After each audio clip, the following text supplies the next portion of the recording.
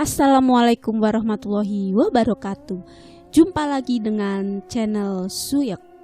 Kali ini saya akan membawakan cerita horor yang berjudul Hotel Berhantu Yogyakarta. Oke teman-teman, gak usah kelamaan ya. Langsung aja kita ke ceritanya.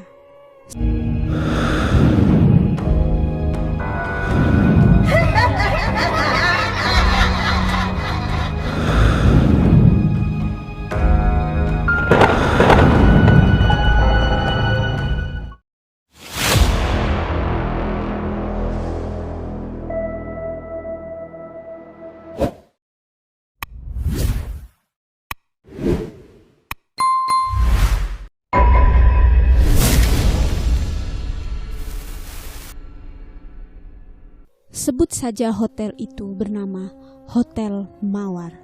Hotel yang berdiri tidak jauh dari pusat perbelanjaan Malioboro. Hotel Mawar terkenal dengan harga yang sangat murah. Fasilitas yang tersedia pun bagus. Hanya saja hotel tersebut menyimpan kesan mistis bagi Davi dan teman-temannya ketika dia menyempatkan diri menginap di sana.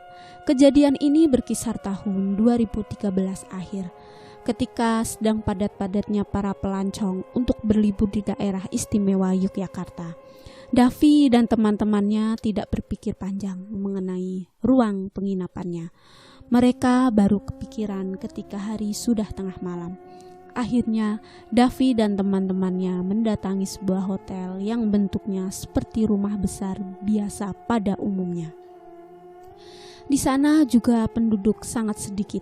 Bersebelahan dengan itu, daerah sekitar dari hotel itu dipenuhi rerumputan dan pohon-pohon.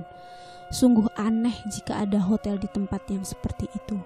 Namun karena sudah ketanggung tengah malam, akhirnya mereka pun memesan 2 kamar. 1 kamar untuk Davi dan teman laki-lakinya, 1 lagi untuk teman-teman perempuannya. Setelah masalah administrasi telah selesai, mereka pun menuju kamar yang telah ditentukan.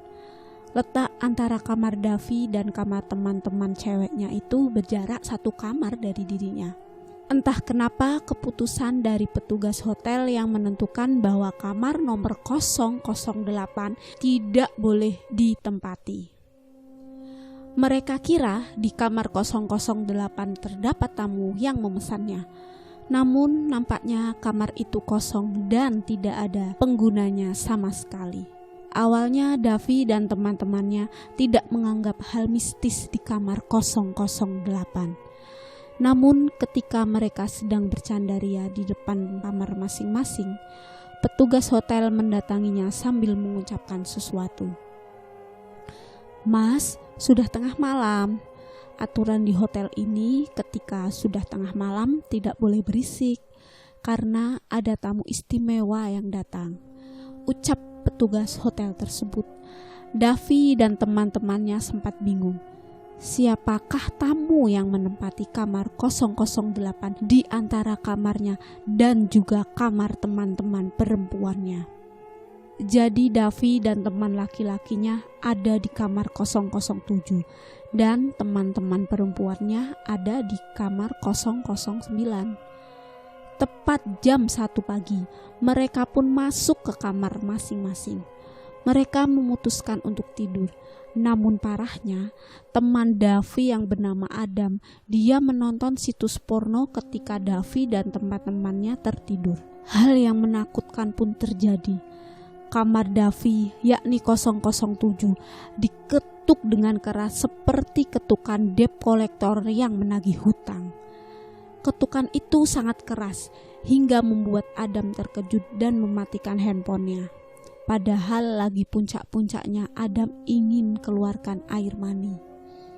Adam menutupi tubuhnya dengan selimut, lalu menyalakan handphonenya lagi. Parahnya, Adam menonton video situs porno lagi dan melanjutkan melakukan hal yang biasa dilakukan orang-orang ketika menonton situs porno. Lagi-lagi pintu kamarnya diketuk dengan ketukan yang sangat keras. Ketukan itu bahkan membuat Davi dan teman-teman lainnya terbangun karena merasa terganggu dengan ketukan itu. "Siapa sih?" tanya Davi.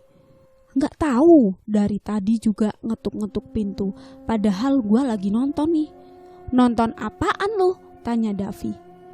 Biasalah, kan cowok normal, jawab Adam sambil tersenyum.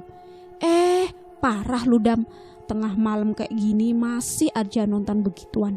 Awas, kali aja ada yang gak suka sama kayak ginian, ucap Davi. Maksud lu apaan? Tanya Adam. Dok, dok, dok. Ketukan itu sangat kencang hingga membuat Adam dan Davi ketakutan. Tuh kan, baru gua bilang, jelas Davi. Itu apaan? Tanya Adam. Mana gua tahu coba, kayaknya penghuni hotel sini gak terima lu nonton gituan, jelas Davi. Adam dan Davi pun membangunkan yang lain yang tertidur kembali. Ki, bangun Ki, ucap Adam kepada Baki. Apaan sih? Ucap Baki setengah sadar. Hotel ini kedatangan tamu, jelas Adam. Ya udah biarin, namanya juga hotel, kecuali kuburan no, jawab Baki.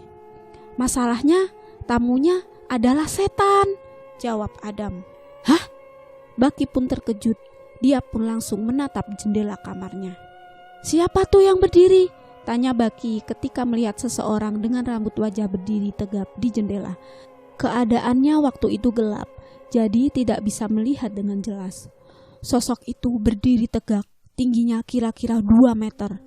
Seluruh bulu kuduk Adam, Baki, dan Davi bangun dengan seketika. Hawa merinding mereka terasa sehingga ketiganya tidak bisa berkutik ketika sosok itu berada tepat di depan jendela kamarnya. Dam, tanya Davi. Kita harus keluar dari hotel ini, ada yang salah dengan hotel ini, jelas Adam. Kring, kring. Adam mendapat suara panggilan dari Novita yang berada tepat di kamar 009. Novita nelpon nih, perasaan gua nambah gak enak, jelas Adam. Baki masih menatap sosok yang berada di depan jendela tersebut. Sosok itu pergi ke kamar Novita, ucap Baki. Adam mengangkat panggilan dari Novita. Napa Fit? Tanya Adam. Tolong kami please. Dari tadi pintu kami digedor-gedor sama orang asing. Dia masih berdiri di depan kamar, ucap Novita dengan nada ketakutan. Baik-baik, kami bakal nolongin kalian. Yang penting tenangin dulu, jelas Adam. Adam menutup telepon dari Novita. Dia menatap wajah Davi dan Baki. Gimana Dav? Tanya Adam. Kita gak tahu siapa yang ganggu mereka, tapi bisa jadi petugas hotel ini lebih tahu tentang sosok yang mengganggu mereka, ucap Davi. Baki menuju ke arah pintu kamar sendirian. Dia seperti ditarik oleh sesuatu agar keluar dari kamar dan menyelamatkan Novita serta teman-temannya. Ki, mau kemana? Tanya Davi. Baki hanya terdiam. Dia pun mulai membuka pintu tersebut dan berjalan perlahan-lahan menuju arah kamar 009. Davi dan Adam langsung mengejar Baki. Mereka berdua berusaha menghentikan Baki. Terdengar sayup-sayup suara langkah dari arah belakang mereka. Tubuh Baki berhenti tepat di kamar 008. Ki, mau kemana? Tanya Davi. Tubuh gua digerakin sendiri, Dam. Tap, tap, tap. Suara langkah kaki itu makin jelas dan semakin dekat dengan mereka. Davi, Adam, dan Baki segera menengok ke arah belakang tubuhnya. Ketika mereka menengok ke belakang, betapa terkejutnya mereka menatap dengan jelas sesosok tubuh tinggi 2 meter lebih dengan kedua mata yang sudah tidak ada alias bolong. Lalu dari mulutnya keluar lidah yang menjular seperti ular dan kedua tangan yang menggenggam seperti hendak membunuh mereka bertiga. Ki, itu siapa? Tanya Adam. Baki hanya terdiam. Namun karena ketiganya menghalangi jalan, Baki pun menyuruh keduanya untuk mundur beberapa langkah ke belakang untuk menjauhi kamar 008 yang dimaksud. Begitu Baki dan yang lainnya mundur, sosok itu masuk ke dalam kamar dengan menembus pintu yang terkunci rapat. Kejadian yang aneh dan mengerikan itu dilihatnya dengan kedua mata mereka sendiri. Dav, malam ini juga kita harus ganti penginapan. Di sini adalah penginapan khusus tamu yang tidak kasat mata, ucap Baki. Maksudnya? Hotel ini adalah hotel berhantu, jelas Baki. Adam dan Davi terkejut mendengar itu. Tidak selang beberapa lama, mereka bertiga mendengar suara Novita dan teman-temannya sedang menangis. Adam dan yang lainnya langsung mengetuk-ngetuk pintu kamar Novita sambil mengatakan bahwa mereka sudah datang. Novita langsung membukakan pintu tersebut. Alangkah terkejutnya Baki ketika melihat teman-teman Novita sudah tidak berdaya seperti orang yang sudah menyerah. Mereka telah merapikan seluruh pakaiannya untuk bisa kabur dari hotel tersebut. Gua gak mau nginep di sini, ucap Novita.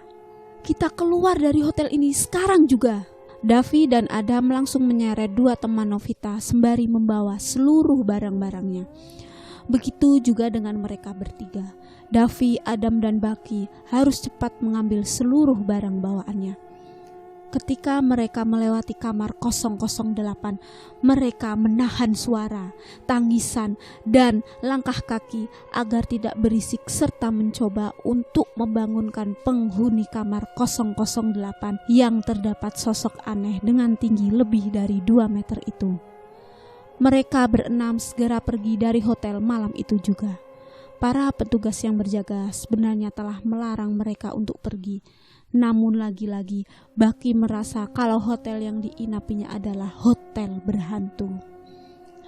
Tidak ada kejelasan sama sekali dari petugas hotel mengenai sosok yang mereka lihat dengan jelas itu. Para petugas hotel hanya bilang bahwa sosok itu adalah penjaga dari hotelnya. Hal-hal yang terkait dari penyimpangan sesuatu di setiap aturan yang berlaku, maka akan menimbulkan sebuah gesekan yang bisa mengundang dari sekitarannya. Dan dari situ, Davi dan teman-temannya belajar banyak hal bahwa makhluk astral juga memiliki tempat yang mungkin tidak diketahui dengan jelas oleh Davi dan teman-temannya. Karena itu, mereka juga berhak dan wajib menghormati keberadaan mereka dan bersikeras untuk tidak mengganggu kenyamanan mereka. Sekian cerita dari saya. See you next time. Wassalamualaikum warahmatullahi wabarakatuh.